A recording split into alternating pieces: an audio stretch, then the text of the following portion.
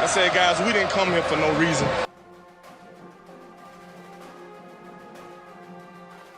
Hey, my brother, put a smile on your face. Okay? Because Florida State, if we gonna do it then we do it big. Let's go, baby.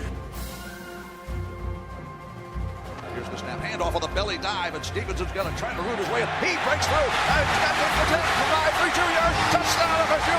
Yes, Ronnie Stevenson, senior playing his final game. I thought he was tackled to the line of scrimmage. Root hogging his way, and he broke into daylight, and he scores a touchdown.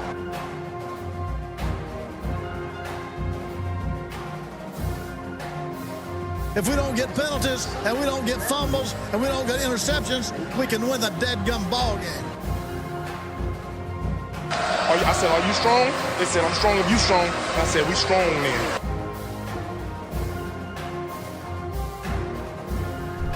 What are you doing?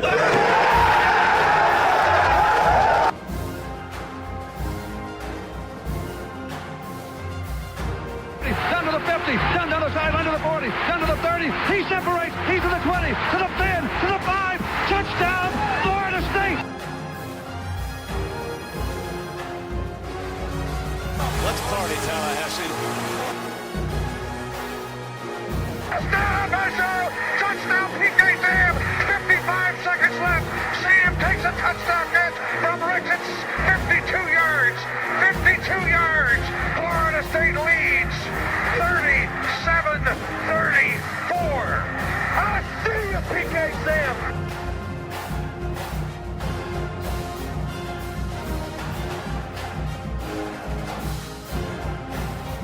Jump shot, Snare. Good shot. Knowles win. Knowles win. Michael Snare's triple with no time left. Florida State beats Duke 76-73. The little team that could just did.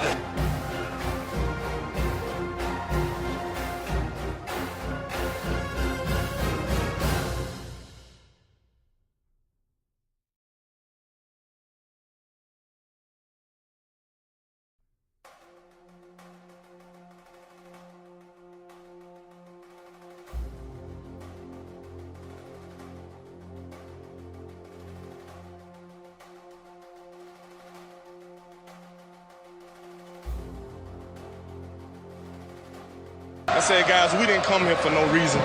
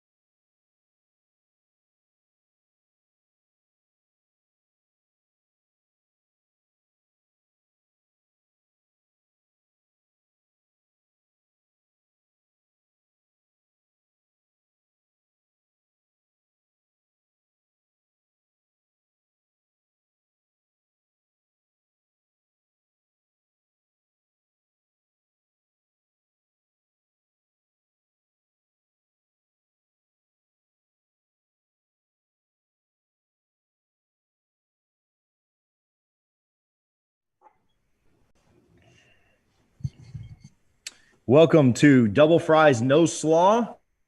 This is a non-victorious edition, but a Sunday night where I get to hang out with two buddies, Richie Barnes, not Richie Stevenson, Richie Barnes and Freddie Stevenson, coming to you guys live the night of Game 6 of the finals. So at least I've got something to look forward to tonight. How are you guys doing tonight?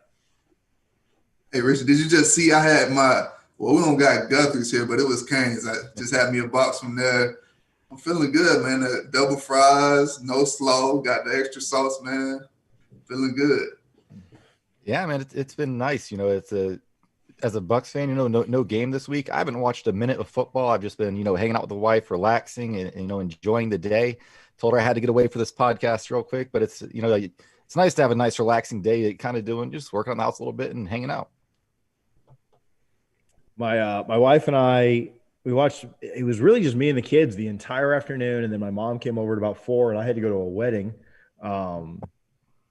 My daughter's a flower girl, super cute, had a great day, but we were just exhausted from the day. So I kind of did the same thing. I mean, I've had red zone on all day, but like we have done absolutely nothing. And I feel like I haven't really cared about any of the games. So it's been pretty stress free. So we'll stress ourselves out talking about Florida State football here to bring it back to a norm. Want to always remind you that Double Fries No Slaw is brought to you by Guthrie's in Tallahassee, 1818 West Tennessee Street, 2550 North Monroe. Appreciate their support and hope that you were able to support them as well. Keep tagging us in pictures when you go get your gut box, your Double Fries No Slaw. Don't tag us in a picture with coleslaw. At least X that part out if you do get the slaw. We have a fun guest tonight. A great guest. We've had him on the Big Three Roll-Up before. But I am excited to welcome to the podcast former Florida State defensive tackle Corey Simon. Corey has a podcast as well called Black and Mild. We'll want to chat with him about. But before we get into all that, Corey, how are you doing tonight, man? Thanks so much for coming on the show. Doing well, man. Doing well. Enjoying this beautiful day here in Tallahassee. It's about 80 degrees. Got some meat on the smoker as usual, and just enjoying the beautiful day outside. Oh yeah, we're a food podcast. If you can't tell, Double Fries No Sauce. So we need to know what you're smoking. What you got out there cooking? Well, right now I got a brisket point that's on the Traeger, and I just pulled some chicken thighs off the big green egg. So meat for the week, man. I was gonna say pictures on Twitter. They look good, man. It looks good. The season is right, man. I was wondering if it was for a special occasion, like if you were watching some kind of game tonight, but you just eating that all week. I'm jealous. You know what? It's sometimes you while you got the grills going, you just fire it up and cook enough stuff for the week, and that way when you get hungry, you don't have to worry about it, man. You don't have to worry about ordering out and all that stuff. You just go in there and warm it up and let it ride. I love it. So I'll ask you this before we get into your podcast. I want to talk about it a little bit. You're in Tallahassee. What is and Guthrie's is our major partner, sponsor. Tell us, are you a fan of those gut boxes? Do you get them without call? Like, tell us what's going on, man. Man, yeah, I'm a longtime fan of gut boxes, man. But I have to, I can't do it, man. I just gotta. One every now and again is all right, man, but I'm getting old, man. I ain't getting any younger. So, too many gut boxes will send me to the graveyard. And I got a 17-year-old I'm still trying to stick around for, and a wife that still wants me around. So I got to lay off the gut boxes. But absolutely, man. It's a Tallahassee staple. You know that. Yeah, Freddie uses them for his cheat meal every week. So he sends us a picture like we're going to be surprised. Hey, guys, guess what I used again for my cheat meal? We're like, we know, bro. And I see Freddie on Twitter, man. He getting it in, getting that work in, man. Dropping them LBs. Hey, it comes off a lot easier when you're younger, man. Without a doubt, I had to get it off, man. I was around there looking like a 3 technique for a little bit. Talk to us, Corey, about your podcast you do with Irish Schofel and Adrian. Talk to us about that. What you guys got going on? Yeah, so myself and Adrian Crawford, man, we've been doing this thing for a few months now, and really our podcast has very little to do with sports. Adrian being a former basketball player at FSU and myself playing at FSU, and then Ira's been covering the Seminoles for a long time. But we thought it was time to come up with something different from the perspective of just trying to bring some common sense and some nuance to our political climate, to our social climate. Everything just kind of operates in extremes these days, and everybody's far here or far there, and we just try and take down the temperature of our political discourse and get people to just think and love people at the end of the day. That's where we come from. That's the position that we come from. And the anxiety that's out there right now is at an all-time high. And so we just get people to try and stop and think a little bit. And we sprinkle a little bit of fun in there and talk a little sports every now and again. But, man, it's been something that's really been it's been good. We've enjoyed it. And we've gotten a lot of feedback about it. So it's been a good deal. When does it drop? When can people find it? So we typically drop about Tuesday afternoons is when we get it out there, roughly around 6, 7 o'clock. a friend of ours puts it out there, and we drop it on all our social media platforms. Awesome. So go tune in, go find Black and Mild, go to Corey's Twitter, go to iTunes, go find that and support them. I like to have people support what former FSU people that have done a lot for FSU, and we've gotten a lot of enjoyment out of watching you guys play. So that's the least we can do is kind of support what you guys are doing. So I'll swing it to Freddie. We'll get into some Florida State stuff, but yeah, I'll swing it over to Freddie. Yeah, I know with you being an FSU legend, I know you follow the team a lot. What are your thoughts on everything you've seen so far this season? I know it's kind of been tough with the off season we had, didn't really get a spring to prepare for everything, but what do you think so far from what you've seen from the team? We started off a little slow, but I do believe we have been taking some strides forward these past few weeks. What are your thoughts as far as the coaching staff? And last night, I think we had some issues with what we saw on the defense, and there's been a lot of questions as far as the defensive side. Is it the wrong scheme, or guys, are they just not making plays? What are your thoughts on things in regards to that? Man, well, first off, I really love this coaching staff. When I look back at the coaching staffs that we've had in recent years, probably the top staff that we've had in a long time was Jimbo's first staff, right? When we had Coach Stoops out there coaching the defense, and just the staff that he was able to put together during that time was exceptional. I think they had some really good teachers on that staff. And I think we're back into that mode. I think with this coaching staff, you have a lot of teachers, a lot of guys that are holding them to a high standard. And that's what you want. You want coaches that are going to push you every single day when you get out and practice, and they're not going to allow you to just slack off and just waste time. And so I like this coaching staff. I see some of the things that they're trying to do offensively. Mike Norvell's offense is historically always been good, and they're finding their place. I think they found a good stopgap measure with Travis.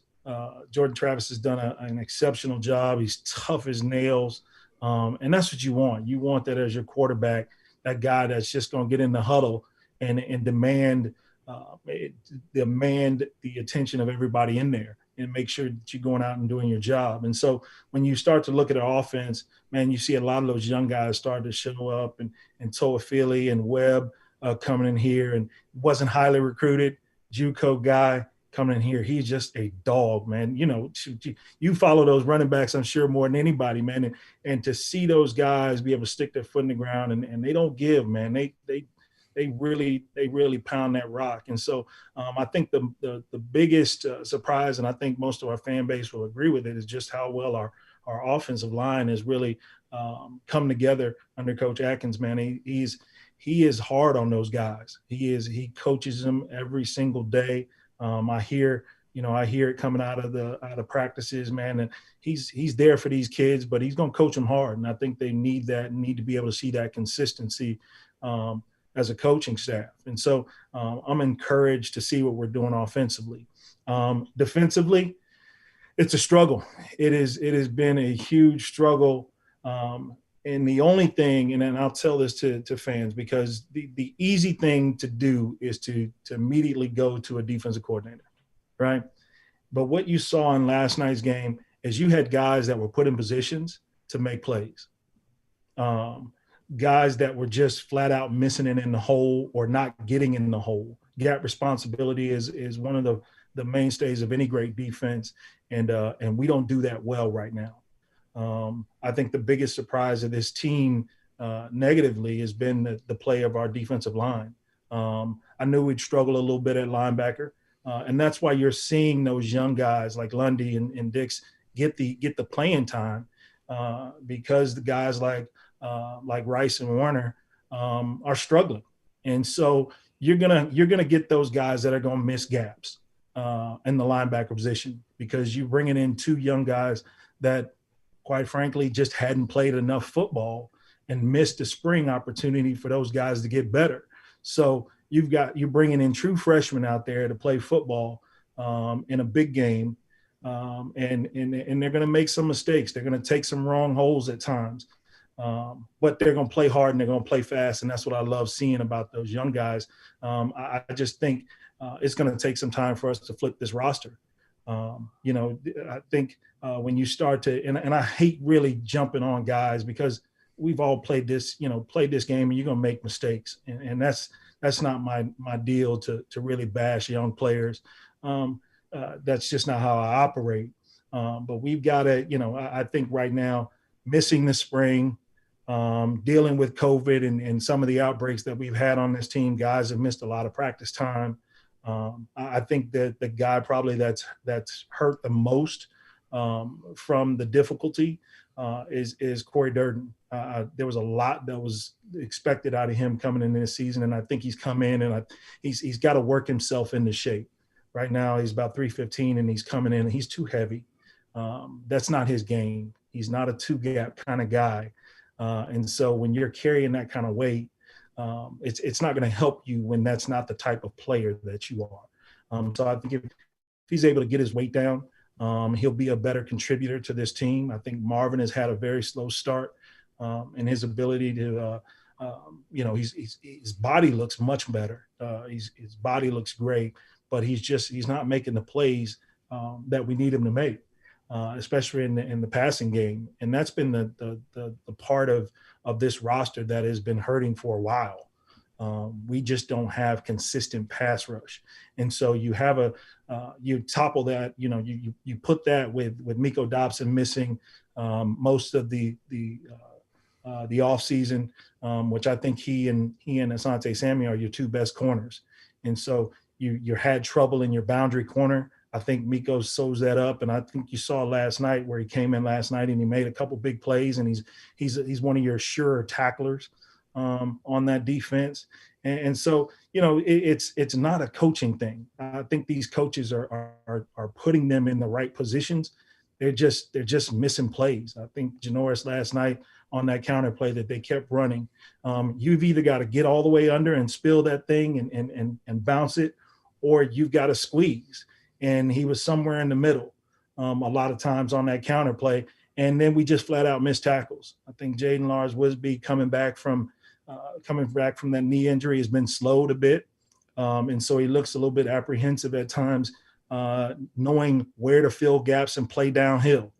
And that's the kind of defense this is. This is a downhill defense. And if you don't play downhill and you're not getting the domination up front from your front four, and then you put young linebackers behind them that are still trying to feel their way around, you're going to struggle. And so, I say all that to say there's a tremendous opportunity every single day these guys get to step out on the field. And I think they'll get better and better as the season goes by, and folks will start to see that improvement.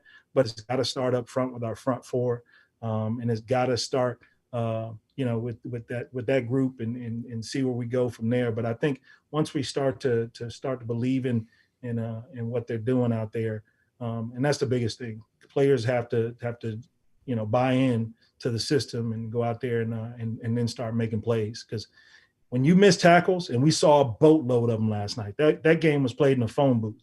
It wasn't like Ian Book went out there and just aired it out.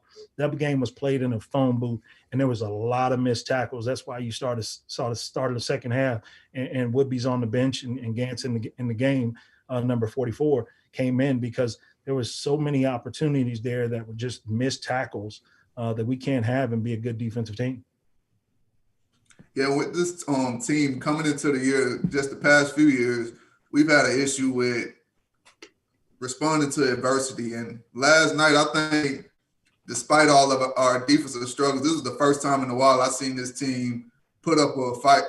And I'm not really for the moral victories, but when you're trying to change a culture, a losing culture, I think that's a big step in the right direction, in my opinion. What are your thoughts on that? Because that goal line stand we had at the end of the game's over.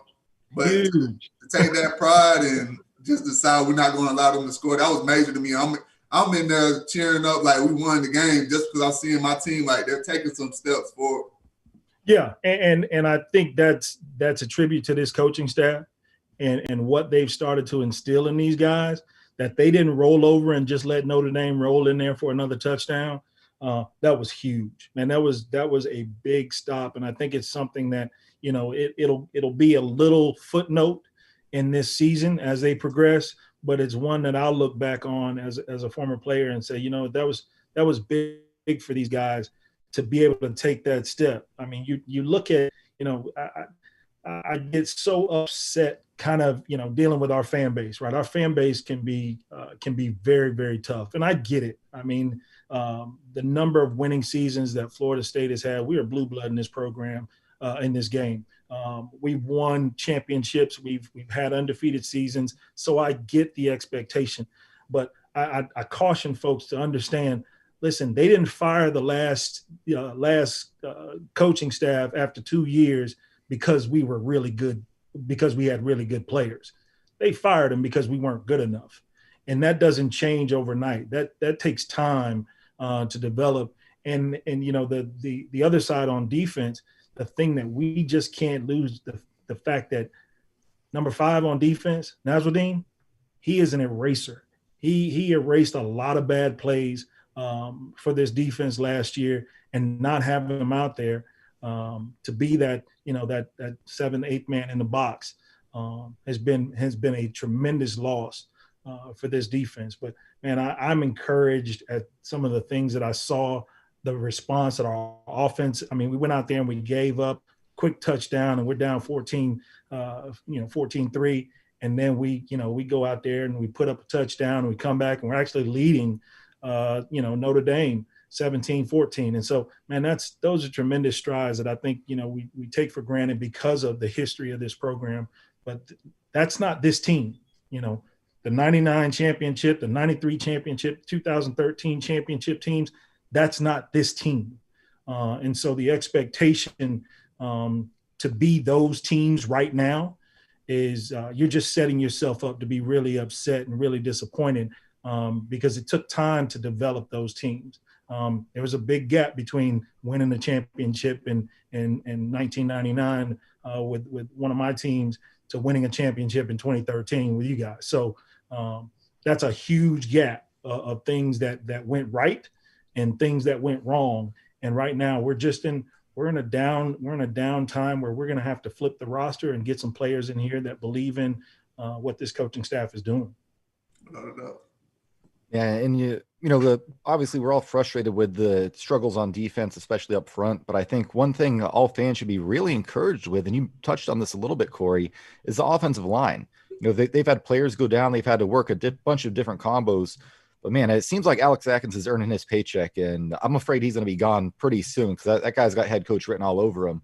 But just the offensive line, to me, they've exceeded what I thought they could be so far this year. And there's, advanced metrics to show that, to where at one point Florida State was, 5th or 8th in the nation or so heading into this game in seconds until pressure on passing downs. So clearly they're doing something right. What have you seen on the turnaround up front on the offensive side of the ball? Well, I think they've got some guys, one, that are athletes. I think you got Scott, who's starting at right tackle right now, who's a young guy that they're waiting on to kind of get healthy. And he stepped in and he's been big. I don't know, folks don't notice offensive linemen until offensive linemen make mistakes, right? That's the only time their names gets called, is when they screw up. And so when you don't hear about your offensive linemen during the course of a game by name, that means they've done their job. And I think last night was one of those opportunities where they did their job. There wasn't a whole lot of those silly penalties that we've had in the past, procedural penalties that we've had that have really put us in bad situations. And I think the more that they can continue to grow as a unit, because offensive linemen, it's not, it doesn't matter if you have 5 great offensive linemen if they can't work together, right? You look back at the offensive lines that Tom Brady had when he was in New England, and you can't name a player off of those lines. But every year Tom was protected. He's dealing with it now over in Tampa, and folks are figuring out the names of those offensive linemen in Tampa because they can't protect him very well. And so, I look at this offensive line, and the less you hear their names, the better off we are as a team. Because they're doing their job. And I like what I'm seeing. I mean, I just like dogs, man. That's just me. I like guys that want to bury guys. And we'll get to that point. I think with a great offensive line coach, and I think we have that, recruiting guys once guys start to, because at the end of the day, high school players don't want to come play for losers, right? There's a reason why Clemson is what Clemson is now, because they're winning. Ohio State, because they win. Alabama, because they win. So we'll get those players. And once we get these players in here, I see this program taking off, man. But I love what I'm seeing from this offensive line thus far. And I think one thing that excites me and encourages me the most about the future with Mike Norvell, he wants to have an identity as a power run team. Like he's made that clear. You talk to, any expert, they're going to say Notre Dame has one of the top 5, defensive fronts in the country, probably. And Norvell had those players believing, no, we're going to line up and run it down their throats. And they had some success, not as much as we'd like to see. But one thing I've loved, it does seem, especially last night, the team is taking that identity, right? You saw Tamarian Terry, blocking outside on the edge. You saw LaDamian Webb, when he's not touching the ball, he's going to find someone to go hit. Yes. Like he removed a player out of one play. I think it was a draw read for Travis, and Webb's sprinting out, just find somebody to hit. Yeah. For me, that's exciting, because this is only 4 games in. What's it going to look like when it's 14 games in? So that's something I'm happy to see the players kind of. It seems like they're starting to take it and take on that identity.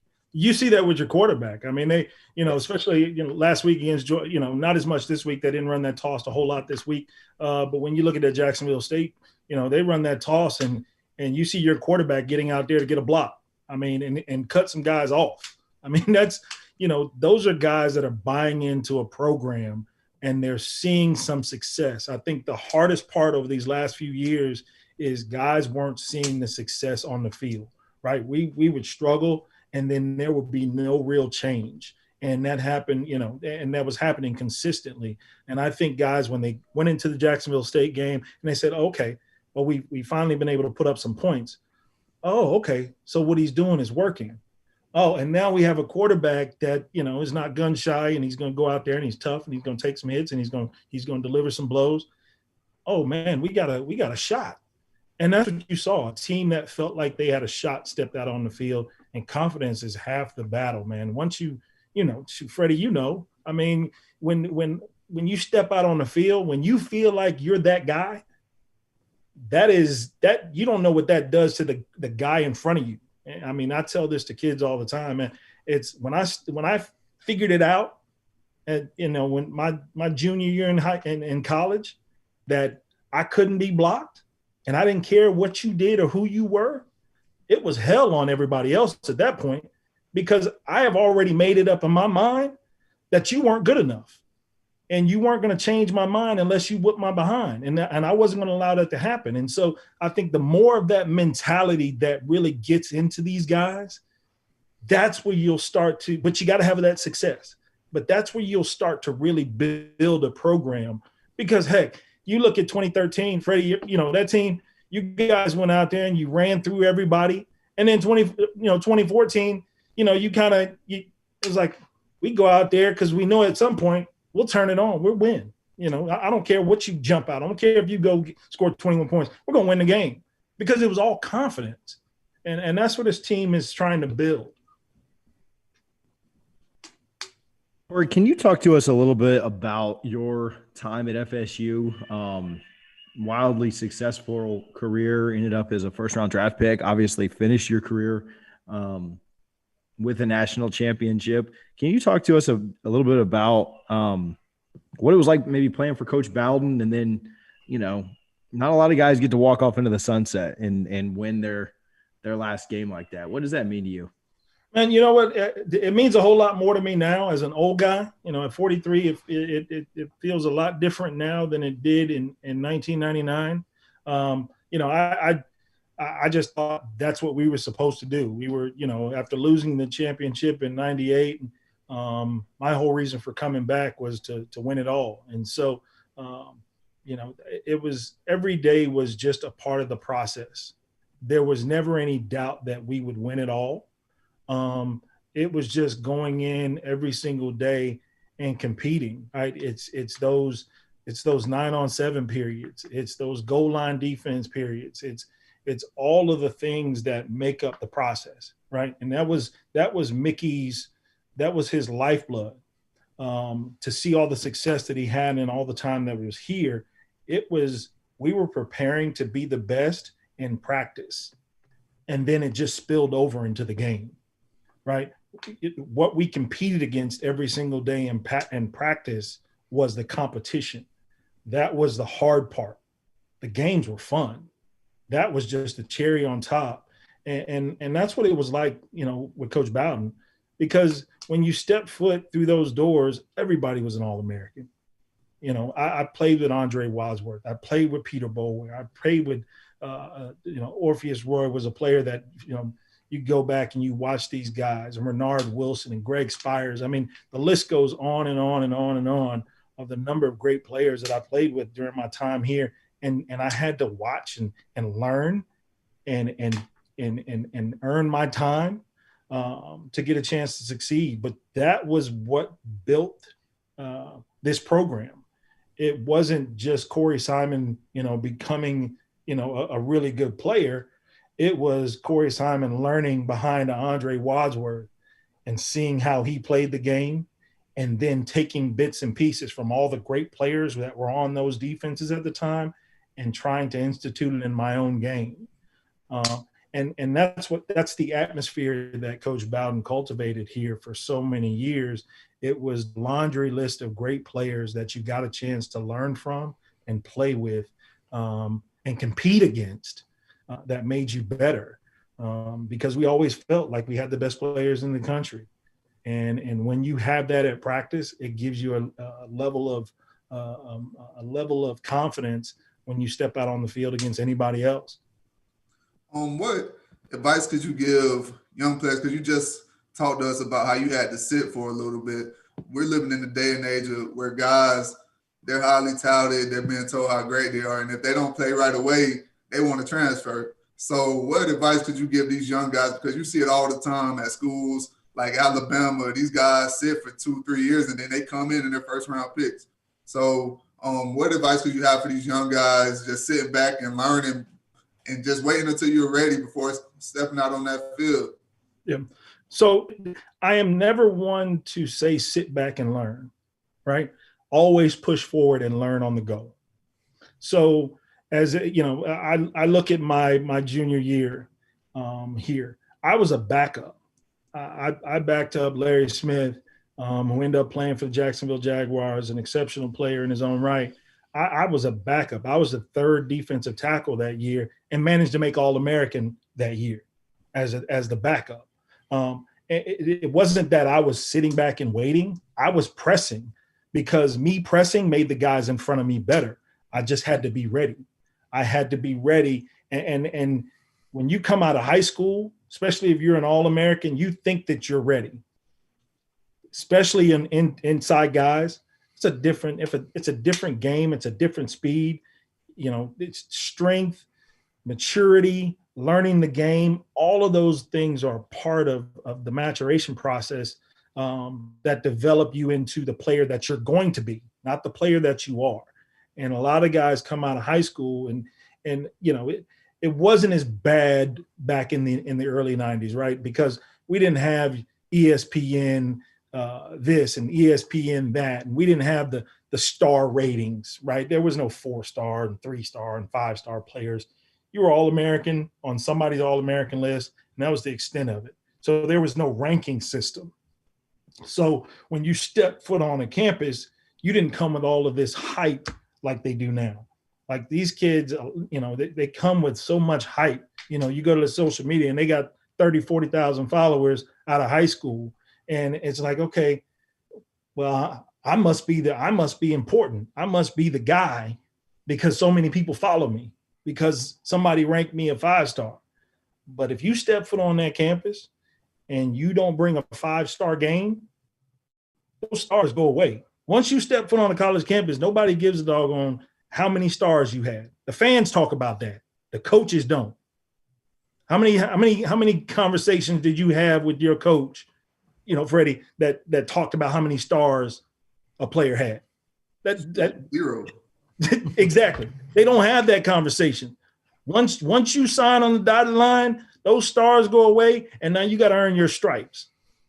That's what it comes down to. And so young players have to be willing to earn those stripes. And, I'm never going to knock a player for transferring because, you know what, that's, heck, coaches leave. So I'm not going to knock their hustle at all. But be willing to work, man, and come in, be humble, serve, and then go out there and just practice hard, play hard, and folks will start to take notice. Corey, I was go ahead. Yeah, man. So I was 11 years old when in that Fiesta Bowl against Tennessee, and I was heartbroken that night. And my dad looks at me, he's like, "Don't worry, son. They're going to come back and they're going to win it next year, so it's okay." And he said it with so much confidence. And I hate to play the hypothetical, but let's say Chris Winkie plays that game. You guys beat Tennessee. Do you think you and Pete Up are coming back for that 2000 season? I can say yes for me. I come back. Pete, no. I think Pete definitely left. You know, for him, it was the game. It was winning the championship. For me, it was more the legacy.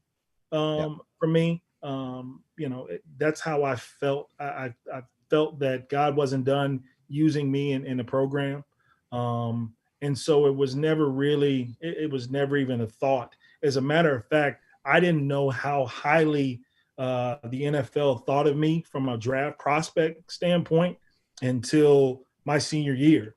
And then I was going through the whole process of talking to teams, and they're like, "Corey, if you'd have came out last year, you'd have been the first defensive tackle off the board."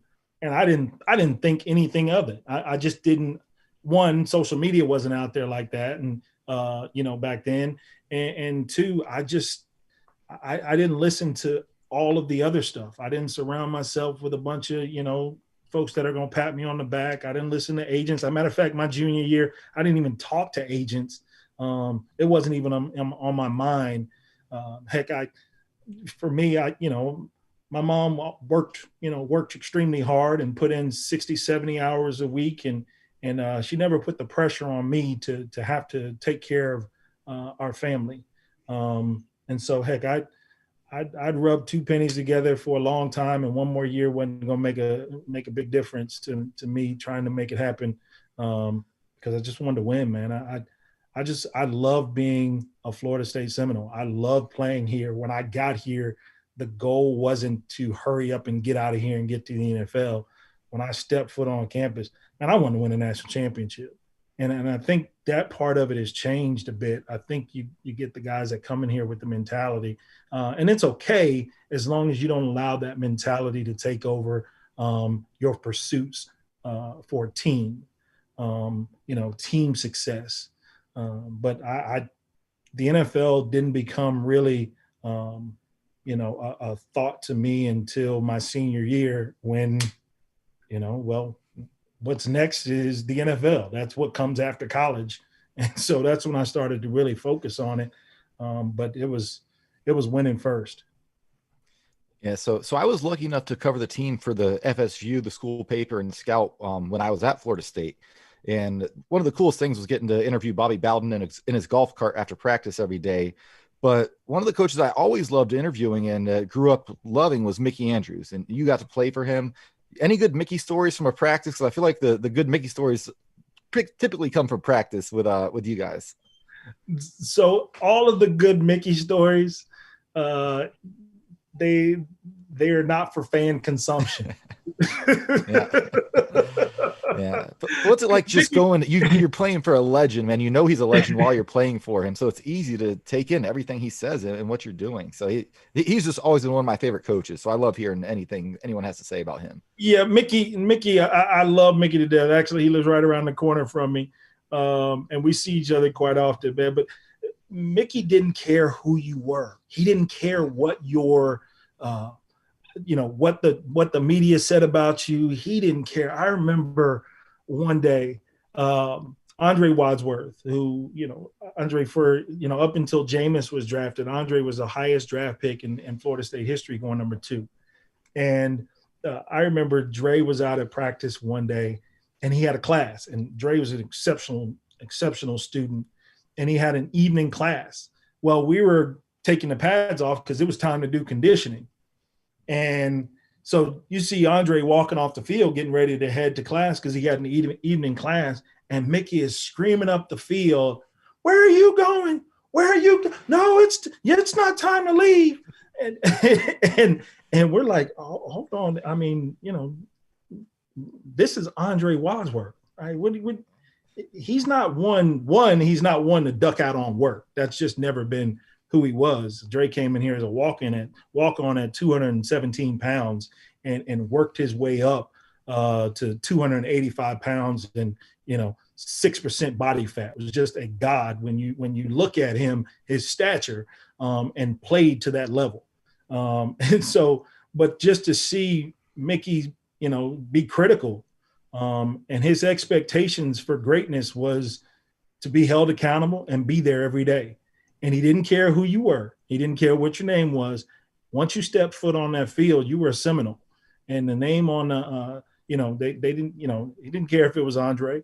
You got to finish the work.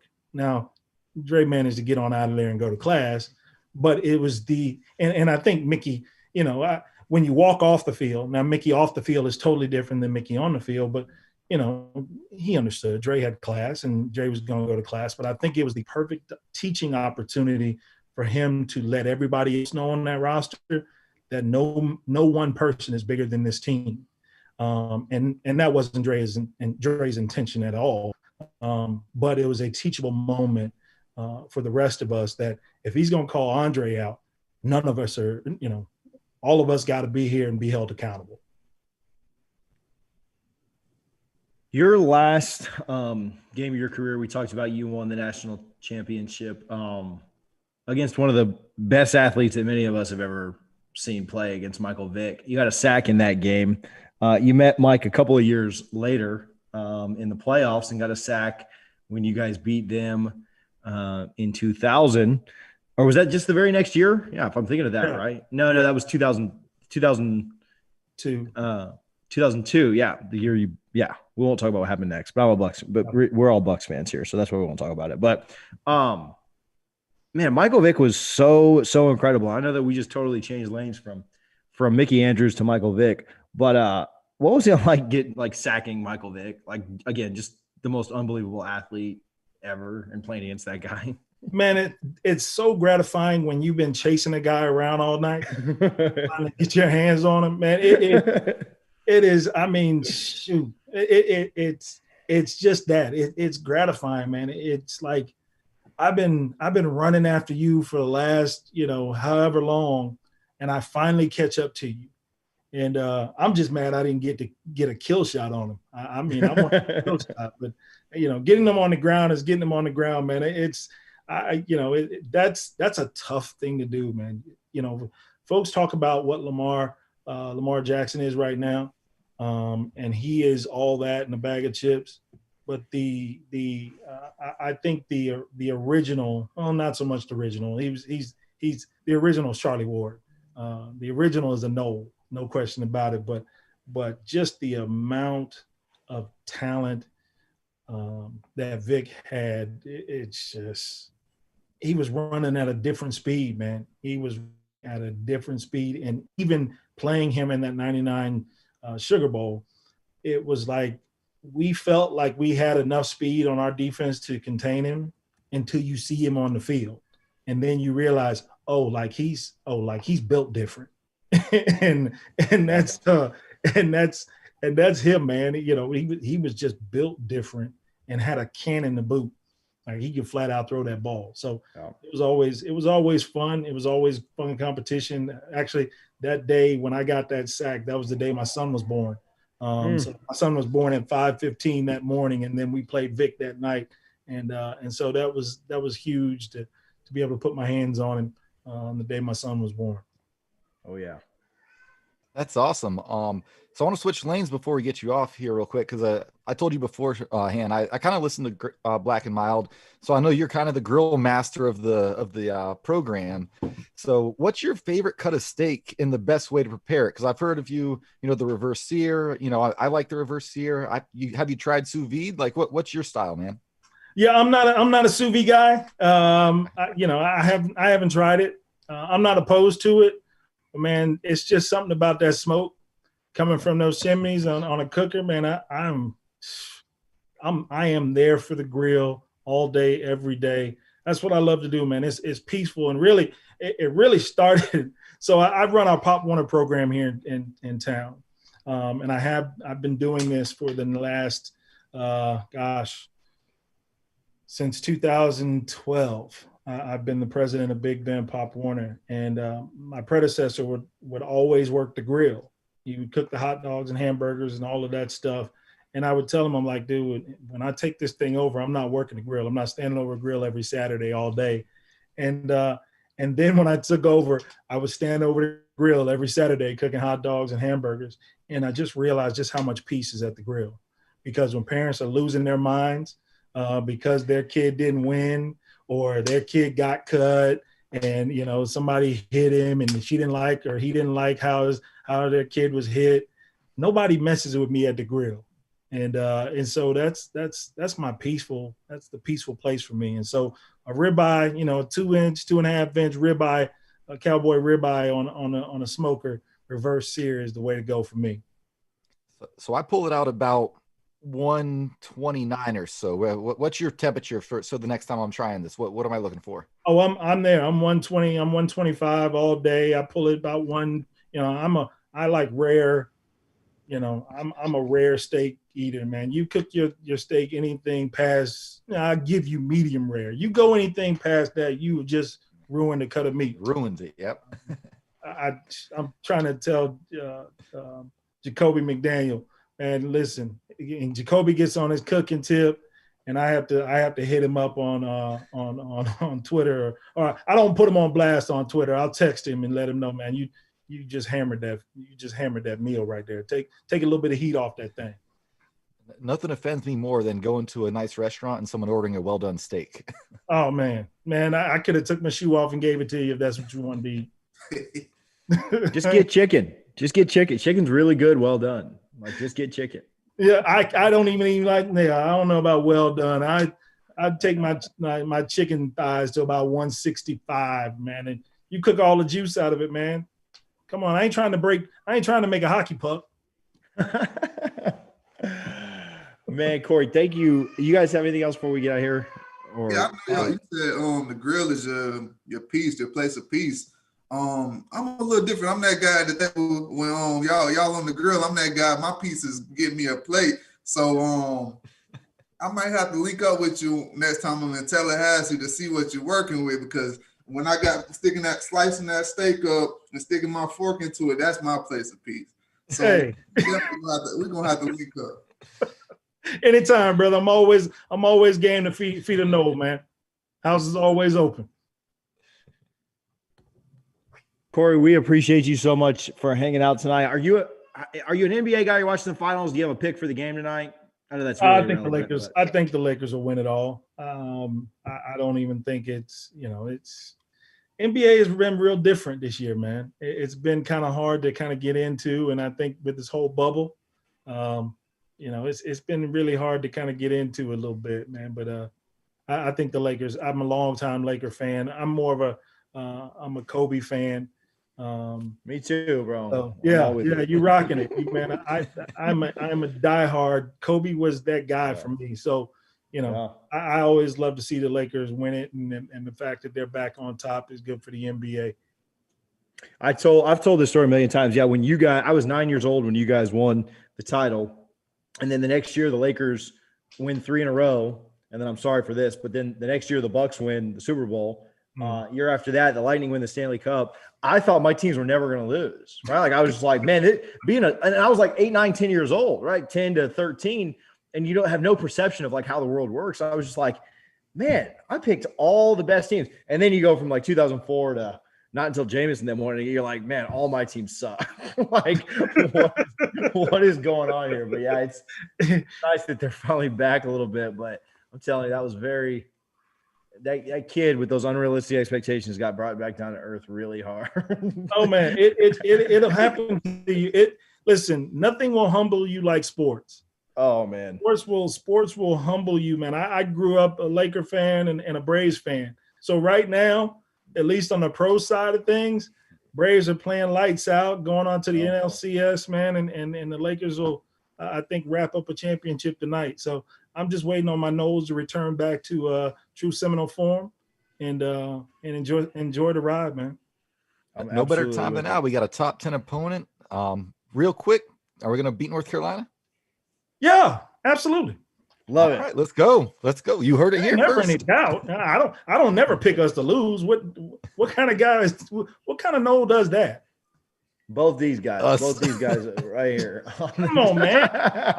Hey. Yeah, for the record, TJ picked Notre Dame to win by the biggest margin of anyone on here. I picked the smallest margin, so I think I win this weekend. So one of my best friends is a fighting Irish guy. He guy Paul Grassmanis that played for Notre Dame in the early '90s, and one of my best friends. And he shoots me a text last night. He's like, "Hey, drinks on you if you guys lose." I say, "Hey, drinks on you when we win." So that's just my mindset, man. I ain't never rooting against my nose, man. I just can't do it. Let's go. I love it, man. I'm here for the win tonight. I'm here for the win next Saturday. So, Absolutely. Corey Simon, thank you so much for hanging out, man. Appreciate all you've done for FSU, and thanks for hanging out with us tonight, man. Anytime, guys. Thanks for having me. Thank you, Corey. Sure, appreciate you. So are y'all's phones blowing up about Dak Prescott right now? I'm watching it. I'm watching it live. I didn't see the play because it's, I'm not watching. I'm just kind of peeking over at the score every few minutes. But yeah, I've seen on the timeline that he may have broken his ankle. Looked pretty gross. Lower leg for sure. I got like 30 texts about it. I'm like, what's going on here? Yeah, prayers up to Dak. That is that's brutal. You say whatever you want about any of these guys, but Dak just seems like a good guy. And he's in a contract year. Really frustrating, I'm sure. But I mean, it's definitely a setback right now, but I mean, he'll rebound. I mean, whether it's in Dallas or wherever, I mean, there's a lot of bad starting quarterback play. A lot of teams would love to have him. Yeah. Yeah. I mean, maybe he can count to 4 and know what down it is to play for my team next year. We'll see. So I don't know. But Chiefs lost to the Raiders today. I mean, come on. It's a weird year. The Bucs will be fine. We're 5 games in. I'm not worried. 5 games in. Can't go 8-8 without starting 3-3. 10-6 will get us to the playoffs. I think that, and we talked about this, I think they're going to lose to Green Bay. I think they're going to lose to Kansas City. Could they beat one of those teams? City right now. I don't know about Kansas City right now. Yeah, I know. I mean, Oakland's not a bad team. Bucs beat them this year. We didn't play Oakland this year. Oh, we're gonna beat them. And it's Las Vegas. Las Vegas. You're like Las Vegas, yeah. Las Vegas isn't a bad team. They beat the Saints, who we lost to. Didn't they nearly beat the Patriots, or did they beat the Patriots as well? If they did, it was without Cam. So no, the Patriots beat them. Yeah, okay, but then they played them to like a close game. They played well against the Patriots, beat the Saints, beat the Chiefs. Las Vegas isn't a bad team. Oh, they beat the Panthers in that game that I was watching. First game of the year. Panthers, Patriots, it all sounds the same. But yeah, prayers up to Dak, because that is not exciting to see. So let me ask you guys his takes before we get back into football. Do you have LA winning tonight? Yeah, I think they'll pull it out tonight. I think we're going to see a game 7. I don't want to. If I could pick, I'd rather the Lakers win it tonight.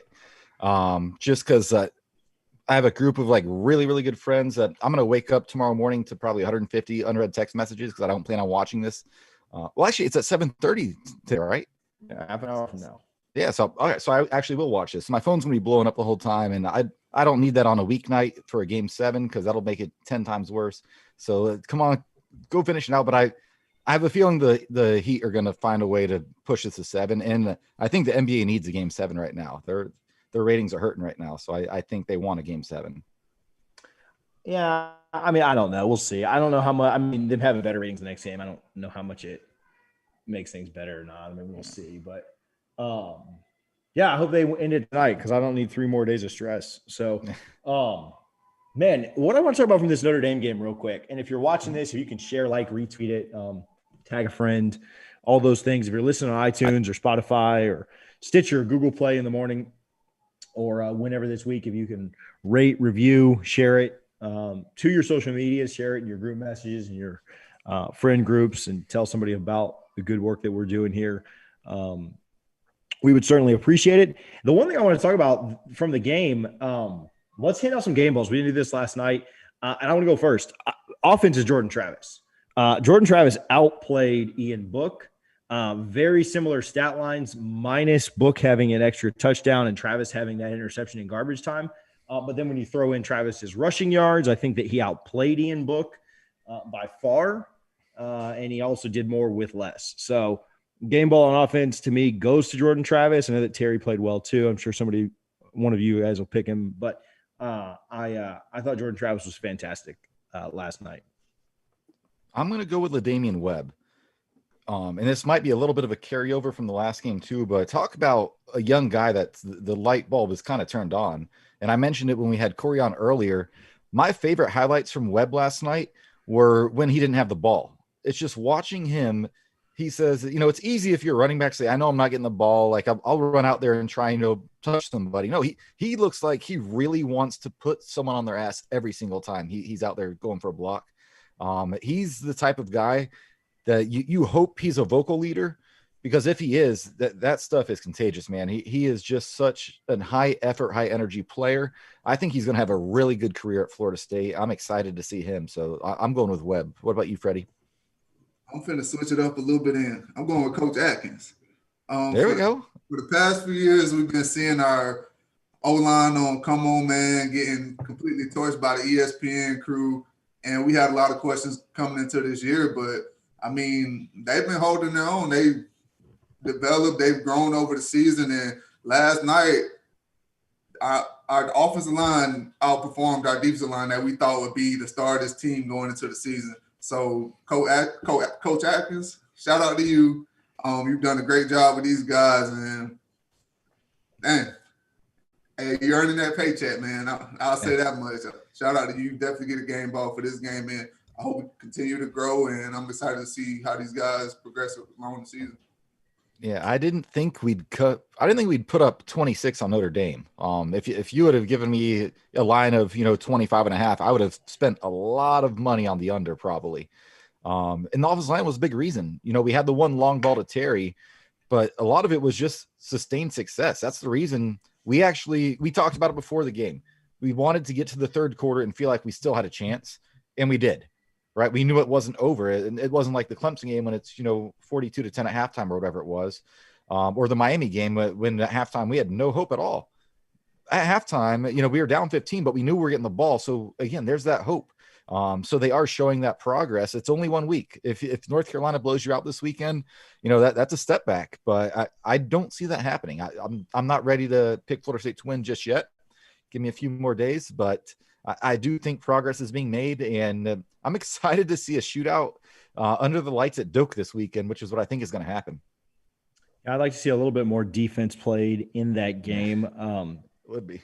Yeah, like you said, we got to halftime, and I think at halftime you kind of knew that we were in it, right? You knew that we weren't going to win, but I thought we had a great chance right before the end of the half, and kind of some weird clock management. In some throwing decisions as opposed to running were kind of existed. I really think that, man, it would have been such a big win if we could have gone to the half down one score, because then you just never know what happens, right? What I will say is I think the final score ends up being pretty similar, just because I think Notre Dame really took their foot off the gas in the second half. If they'd have wanted to score more, they probably could have. So I don't think it really made the result too much different.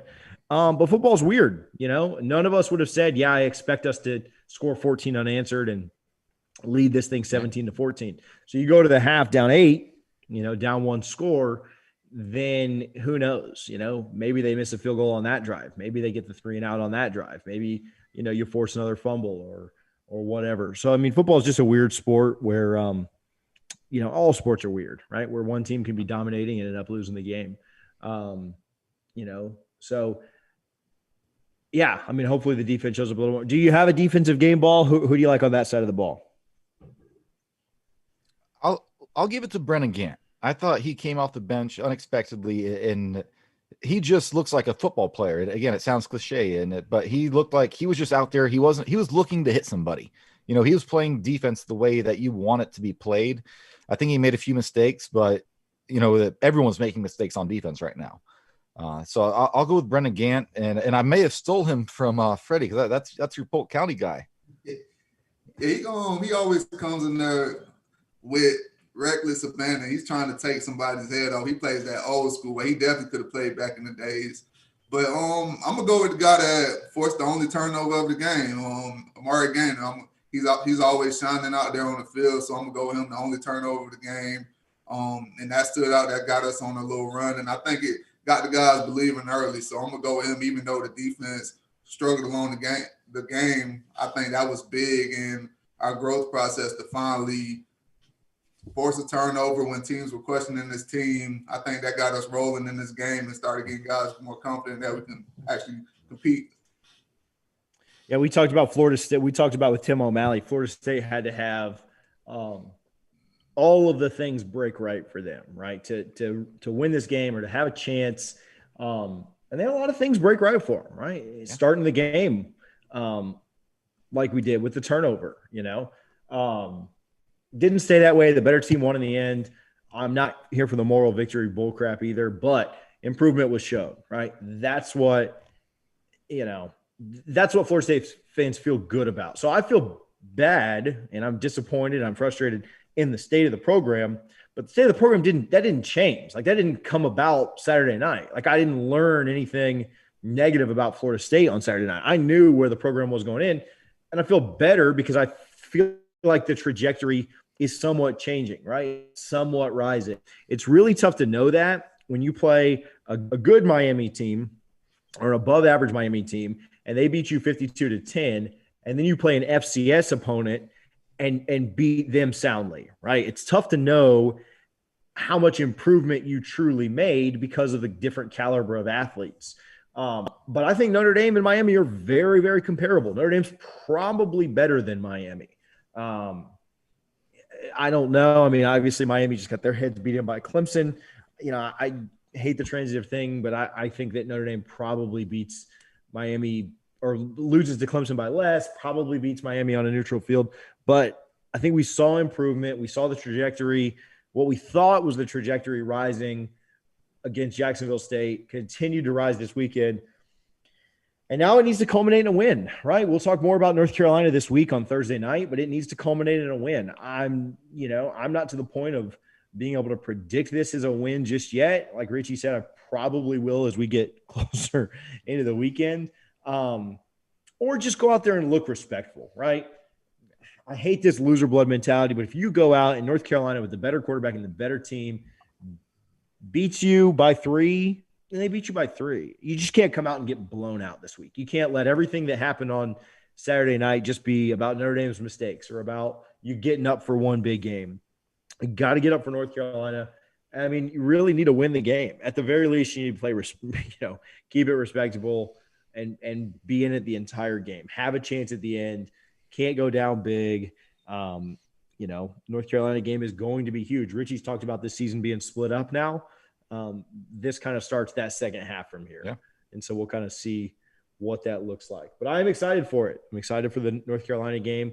I really wasn't before this Notre Dame game, but they showed me enough last night to where I do feel better about it.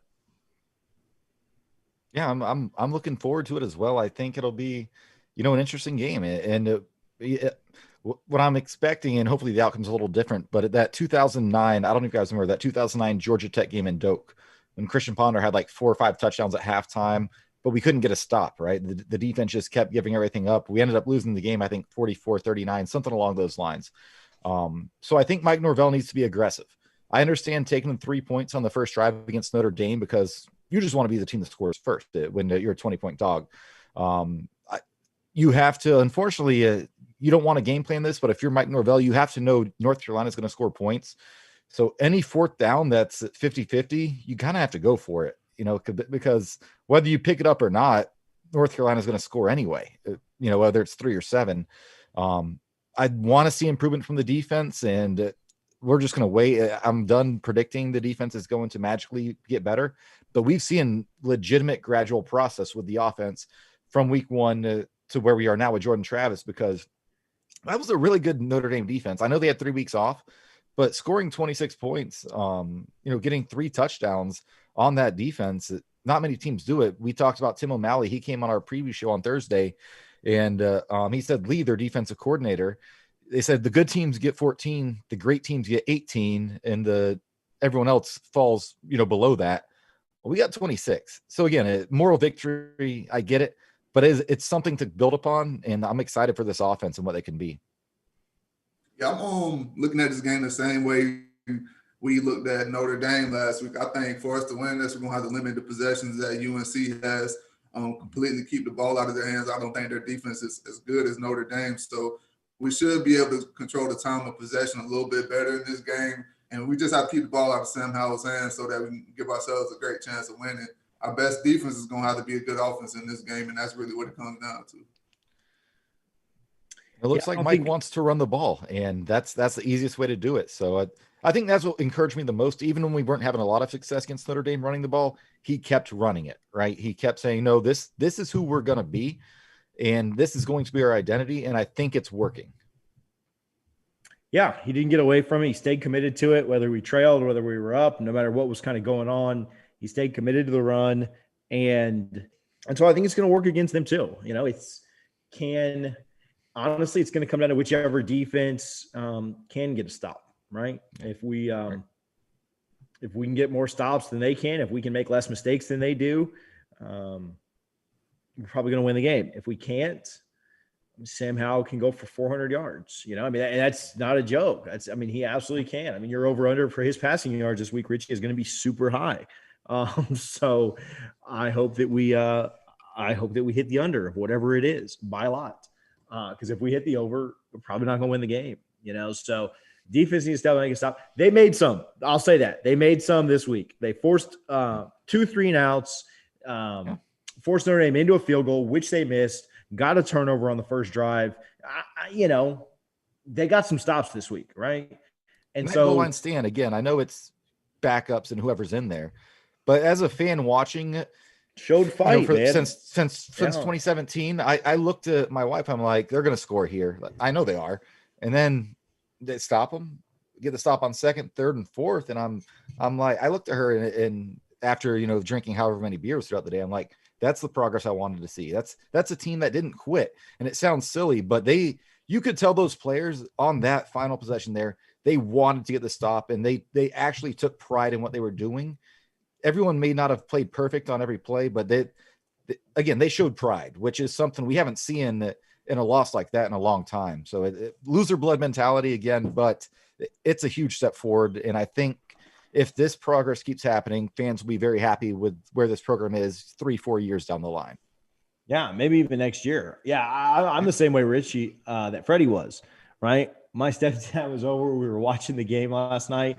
And when we got that stop on 4th down, man, I stood up and cheered. My mom was sleeping in the guest bedroom, like right behind the living room. And I'm like, oh, crap, I probably just woke. But I was excited about that, because I wanted to – I don't think the players really care about covering a Vegas spread or whatever. They want to win the game, right? But if, I don't know, Freddie's a sporting man. He might have kept an eye on that in college.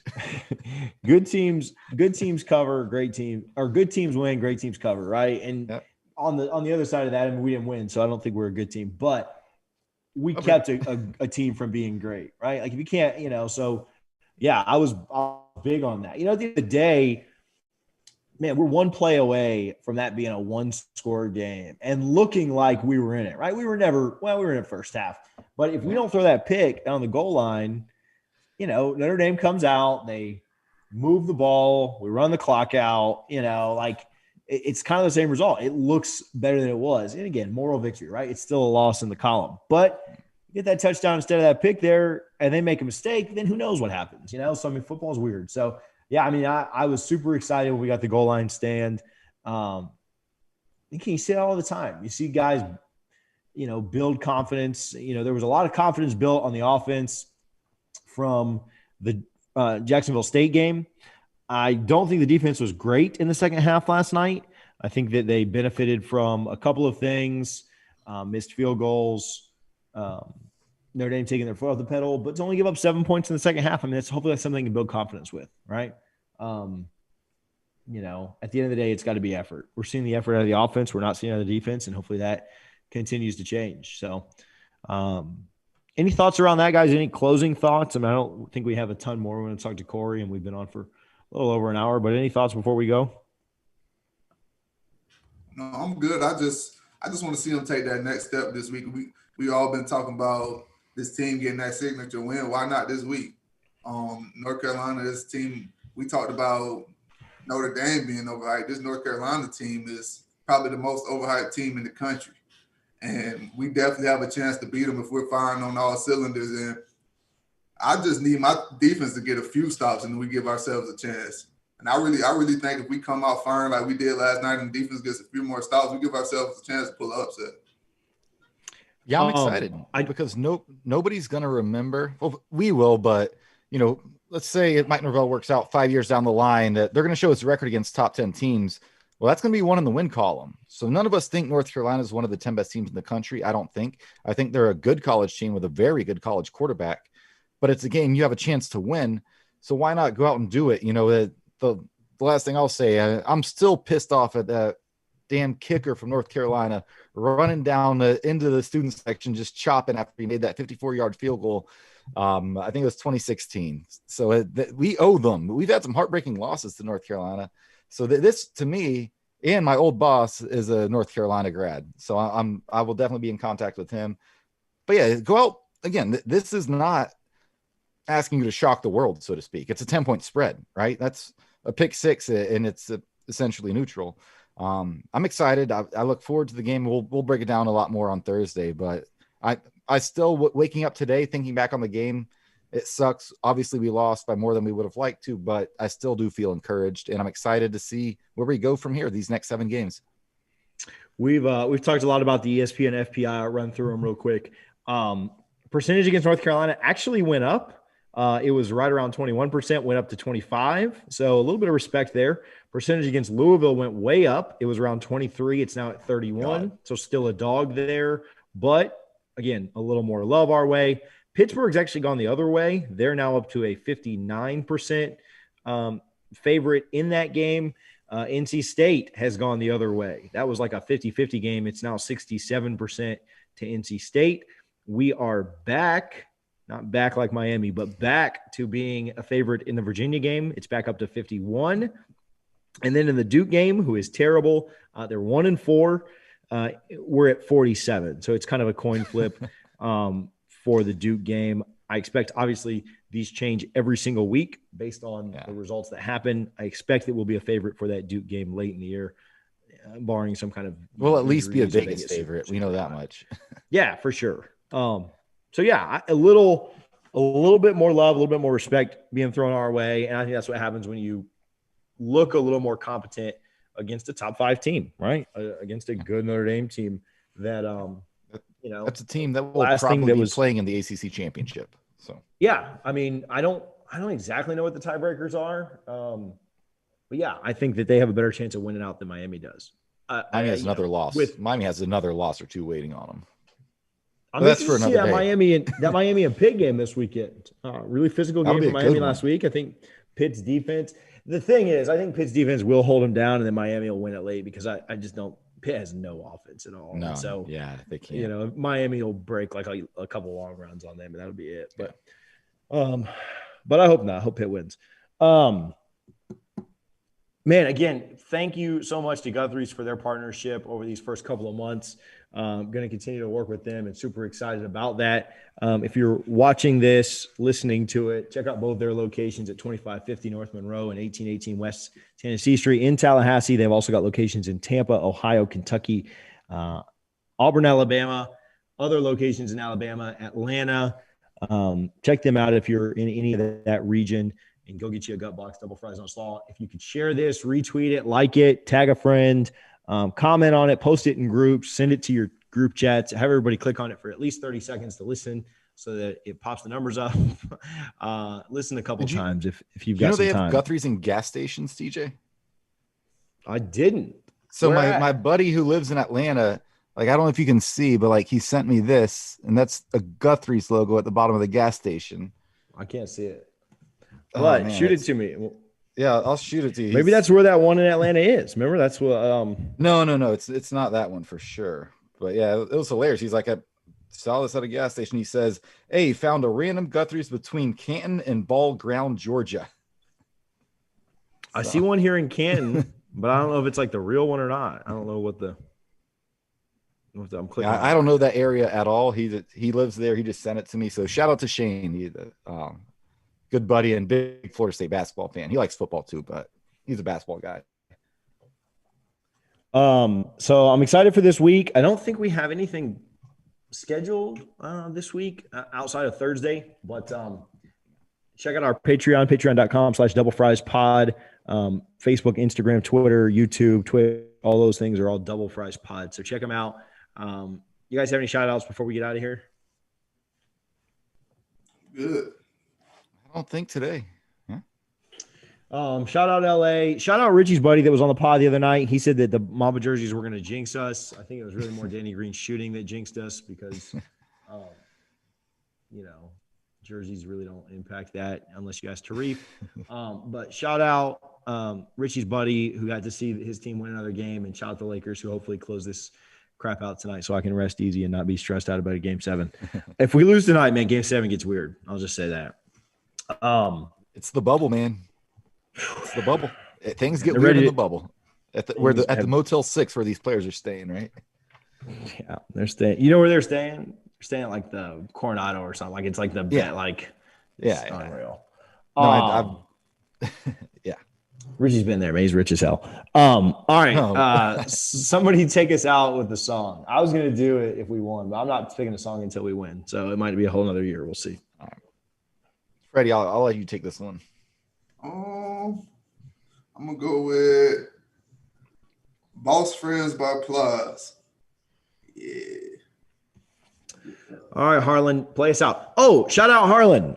Can I say this? Can I say this on the air? Is that fine? Harlan got engaged this weekend or on Friday. Popped the question to his lady. So shout out Harlan. Let's go. Luck to you guys. Don't do it. Don't do it. No, do it, bro. That second income is nice. But shout out Harlan and your lady.